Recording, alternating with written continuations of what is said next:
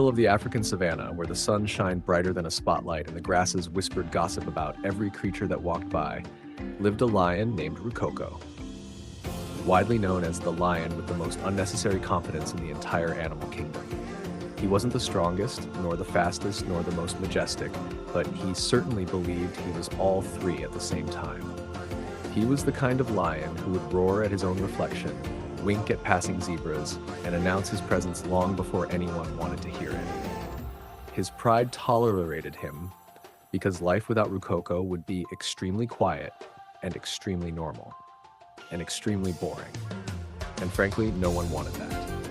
Rukoko's adventures began one hot morning when he woke up, stretched, yawned loudly enough to scare 3 sleeping birds off a tree branch and declared, "Today I will accomplish greatness." The problem? He never specified what greatness even meant. His best friend, a sarcastic meerkat named Fumo, popped out of his burrow with a dry expression. "What is it this time, Rukoko? Trying to outrun your own shadow again?" Rukoko scoffed. "I could outrun my shadow anytime. I just choose not to because I don't want to embarrass it." Fumo rolled his eyes so hard it almost counted as exercise. "So what's the greatness plan today?" Rukoko puffed his chest. "I will become the most famous lion in the savannah." "How?" Fumo asked. "By doing absolutely nothing?" "No," Rukoko said proudly, "by doing something extraordinary, something unforgettable, something legendary." "Please don't let it involve roaring at rocks again," Fumo muttered. "That one time the rock roared back!" That was an echo. It was a very angry echo. Fumo sighed. Rukoko's brain was a wonderful place, chaotic, unpredictable, and almost never logical. But today, even the Savanna gods must have felt mischievous, because Rukoko stumbled upon his first opportunity for greatness when he walked into a waterhole and scared an entire flock of flamingos, not because he was intimidated, no, but because the flamingos were convinced his fluffy mane was an approaching fire. "Look at them flee from my presence," Rukoko grinned. "That's fear, my friend. That's birds trying to protect their feathers from your ridiculous haircut," Fumo replied. "You look like you lost a fight with a tumbleweed." "It's called fashion," Rukoko argued, whipping his mane dramatically. "You wouldn't understand." But Rukoko's chance for greatness didn't come from terrifying flamingos or declaring war against his own reflection. It began when he overheard a group of lionesses complaining that food was running low. Rukoko decided this was his moment. He would hunt for the pride and prove he was destined for greatness. Never mind that he had never successfully hunted anything bigger than an annoyed lizard.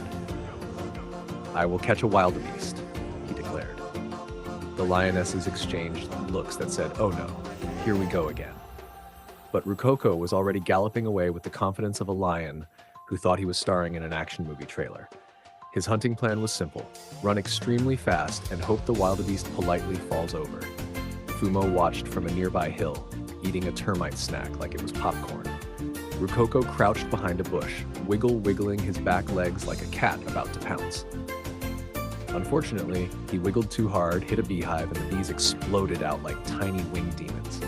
Rukoko ran so fast he invented a new speed. The bees chased him across the savanna through a mud puddle, into a cactus patch, and finally into a shallow river where he sat with his head barely sticking out, eyes wide with betrayal. Fumo approached, laughing so hard he snorted. "Greatness going well so far? I am practicing evasive maneuvers," Rukoko said with dignity. "You were screaming." Fumo said strategically. "Your voice cracked. That was a war cry. You jumped into the river like a frog. I was improvising." After drying himself by rolling in grass until he looked like a walking bush, Rukoko resumed his quest. This time he decided to use stealth, which was ironic because Rukoko had never been stealthy a single day in his life. He once tried to sneak up on a sleeping zebra and tripped over a pebble so loudly that the zebra woke up, fainted, and then woke up again. But today he was determined. "I will blend into my surroundings," he whispered. "Rukoko," Fumo said, "you're a giant golden lion. The only thing you blend into is a sunset," but Rukoko wouldn't listen. He pressed himself against a tree. The tree was thin. Rukoko was not. His entire body stuck out like a badly placed statue. Yet he stood there, completely convinced he was invisible. A herd of impalas walked by. One of them squinted. "Is that a lion?" "No," the other impala said. "Lions don't hide that badly. Maybe it's a new kind of bush? Bushes don't breathe that loudly." "Should we run?"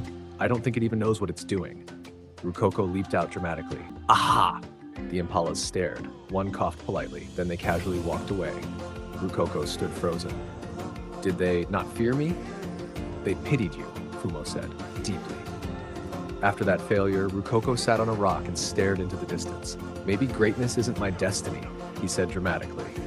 Maybe I'm just an ordinary lion. Finally, Fumo said, a moment of clarity. But the savannah wasn't done with him yet. A giraffe named Ndunda approached, tall, elegant, and extremely annoyed. Lion, she said, looking down at Rukoko like a disappointed aunt. Your mane scared my baby earlier. You owe us entertainment. Entertainment? Rukoko repeated. Do I look like a performer? Yes, Fumo answered instantly. Absolutely. Perform, the giraffe demanded. Rukoko cleared his throat. What followed was a dramatic performance involving roaring, badly, dancing, worse, and attempting to juggle stones with his paws, a disaster. The giraffes stared in silence. Then one started laughing. Then another. Soon, an entire group of giraffes were laughing so hard their knees bent dangerously. Rukoko blinked. They think I am funny? You are, Fumo said with a shrug, just not on purpose.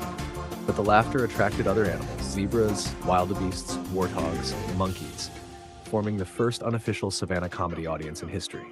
Rukoko, realizing he suddenly had fans, puffed out his chest. Thank you, I will be here all week. Literally, I live here. One monkey shouted, do the dramatic roar again. Rukoko roared, it cracked like a teenage voice break. The animals burst into laughter, and so Rukoko accidentally became the Savannah's first comedian. Every day, animals gathered for his performances, dramatic falls, exaggerated hunts, failed roars, fashion walk name shakes, fake interviews with imaginary rivals, and a segment he called Ask a Lion, where he answered questions completely incorrectly. One zebra asked, why do lions roar? Rukoko replied confidently, to scare the clouds so they give us rain. Another animal asked, why don't lions climb trees? Rukoko said, we could climb anytime, we just don't want to embarrass the leopards. He became beloved, not feared, not obeyed, but genuinely adored. Even the lionesses softened toward him. They still wouldn't let him hunt, but they appreciated that he brought the entire savannah together in joy. But Rukoko didn't feel famous yet. He needed something bigger, grander, unforgettable. His chance came when he discovered a rumor. A traveling group of guinea fowls were organizing a big talent show near the watering hole. All animals were invited. The prize? A giant crown made of shiny leaves and berries. Rukoko nearly fainted. A crown? A real crown? Fumo, it's destiny. Please don't embarrass yourself, Fumo begged. I was born embarrassing, Rukoko declared proudly. The night of the talent show arrived.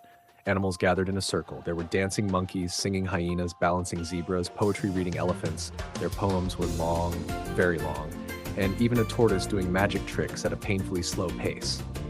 When Rukoko stepped forward, whispers rippled through the crowd. Is that the funny lion? The one who tried to chase a rainbow? The one who fell into his own shadow? The very same. Rukoko leaped onto a rock stage and performed like his soul was made of pure chaos, roaring, singing loudly out of tune, acting out dramatic scenes, and accidentally rolling down a hill twice. The crowd went wild. They laughed until they choked. Even the strict old buffalo judge snorted milk from his nose. And when voting time came, every animal placed a berry in the Rukoko bowl. He won by a landslide. The crown was placed on his head. It slipped over his eyes. He tripped. Everyone cheered. Rukoko, the lion who was terrible at hunting, awful at sneaking, dramatic beyond reason, and allergic to bees, became the king of comedy in the savannah. And suddenly, greatness wasn't something he chased. It was something he created by being exactly who he was. Loud, silly, dramatic, chaotic, and full of heart. Fumo shook his head.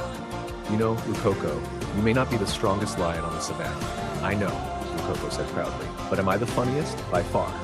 Am I loved? Unfortunately. Yes, Rukoko lifted his chin. Then I am the greatest lion of all, and perhaps in the strangest, funniest way possible. He truly was. The savannah still talks about him today, that the lion who hunted laughter instead of prey, who roared offbeat but confidently, who found a kind of greatness no lion before him had ever dreamed of. Laughter echoing across the plains, joy shared between predator and prey, chaos turning into community, and a golden lion wearing a crooked berry crown with pride. And that somehow made Rukoko the most unforgettable lion who ever lived. If you want a sequel, a 6,000 word version, here is a brand new 100% unique 3,000 word funny lion story. Written in one continuous flow. No headings, no breaks, no sections, just a single comedic flow exactly as you requested. It's long, cinematic, and full of humor, personality, and wild savanna chaos. In the middle of the African savanna, where the sun shined brighter than a spotlight and the grasses whispered gossip about every creature that walked by, lived a lion named Rukoko. Widely known as the lion with the most unnecessary confidence in the entire animal kingdom. He wasn't the strongest, nor the fastest, nor the most majestic, but he certainly believed he was all three at the same time. He was the kind of lion who would roar at his own reflection, wink at passing zebras, and announce his presence long before anyone wanted to hear it. His pride tolerated him because life without Rukoko would be extremely quiet and extremely normal and extremely boring.